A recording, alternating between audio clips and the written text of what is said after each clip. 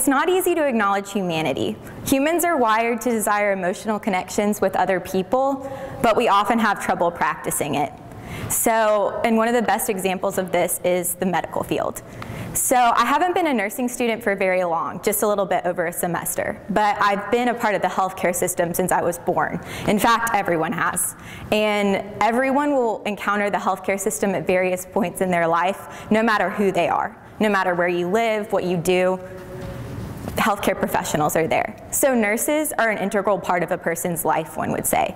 They're there for the best and they're for the worst. They see people at their peak of vulnerability, whether it be the good times or the bad. So nursing is a profession of deep connection, or at least it's intended to be. So the ironic part of this is that the fact that nurses and doctors are supposed to deeply connect with people is one of the reasons that the healthcare system is so broken. We often tend to treat patients as problems to be fixed rather than people to be nurtured. We have to come face to face with humanity at its most raw every time we go to work. And it's hard for us to separate and connect with our patients as people because it's scary, because it's sad, because it's way easier to start an IV than it is to hold somebody when they're crying and they've lost someone they love. So what we need to realize is that we aren't fixing a problem. Our job is much more complex than that. We're treating a person. So treating a disease is often more convenient than trying to treat a person because you don't have to deal with confronting humanity. Doctors shoot their best shots with medicines and treatments, and they've done all they can do. But nurses and doctors aren't hired to ensure without a shadow of a doubt that their patients walk out of the hospital alive. Our job is to do everything in our power to take the best care possible of our patients and not just fix their symptoms, and to listen to their own desires and put that at the forefront of their care. Nursing is not an engineering profession. Our job is not to fix people, and it will never be to fix people. It's to care for them. And if we focus on caring for people, we automatically give them the best chance of walking out of the hospital doors alive. Fixing the problem will follow. I'm just as guilty of this dehumanization as anyone else in the healthcare field. Whenever somebody asks me about the uncomfortable tasks that come with the nursing profession, my general response is, oh, it's just a body. So when somebody asks me how I handle seeing naked people all the time, my answer is, it's no big deal, it's just a body. But every time that comes out of my mouth, I'm wrong, because patients are far more than bodies. They are parents, they are friends, they are people, and they are souls. There's an organization called the CUSIN Institute. It stands for Quality and Safety Education for Nurses, and it outlines basically the standards for nursing education across the US, so that we're all qualified and skilled enough to work in that environment. One of the 6 main competencies that they encourage for us is patient-centered care, which I'm sure if you're anywhere in the medical field, you have heard that word a million times.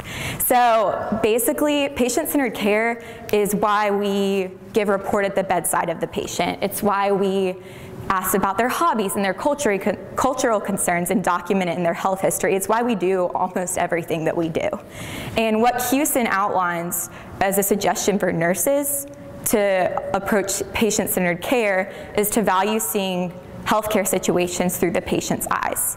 This relates heavily to the concept of empathy versus sympathy, which once again, if you're a nursing student, it has been beaten into your head. So empathy is basically, it's feeling what somebody else feels out of genuine care and compassion for them. It's not like sympathy, which is just pitying someone. So we as nurses need to stop saying, oh, I feel so sorry for that patient. That breaks my heart to see them like that, because it's not about us. We need to practice empathy and say, wow, I can feel that that person's hurting. I need to do anything I can to help them. So it's kind of, I sort of think of treating patients or talking to patients a little bit like seeing teachers out in public. It's a little awkward. So like, I know when everyone was in high school, I'm sure you ran into the local grocery store or the restaurant into your high school teacher. And you want to go talk to them, but you're also kind of nervous because it's like seeing a fish out of water. You don't really connect that they have a life other than teaching you. So it's kind of like patients. When I go in a patient's room, it's really hard and sometimes sort of sad to see that somebody who can't even really take care of themselves a lot of times, can't feed themselves, can't bathe themselves, can't move themselves, is someone just like me that has a really important life outside of the hospital. So with the buzz around patient-centered care, what we need to do is just that. We need to assume nothing, and we need to treat our patients as people and not just a chart. We need to ask our patients what they want.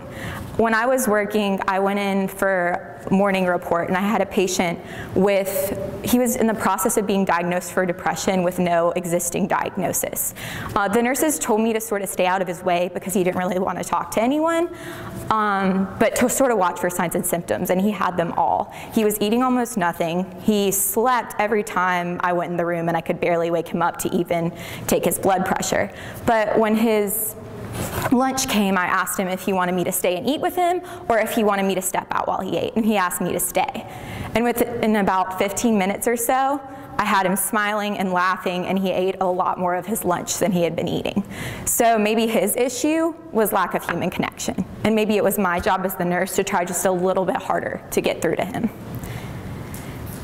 So by focusing too much on the medical side of healthcare, we're focusing on a battle we can't fight or win.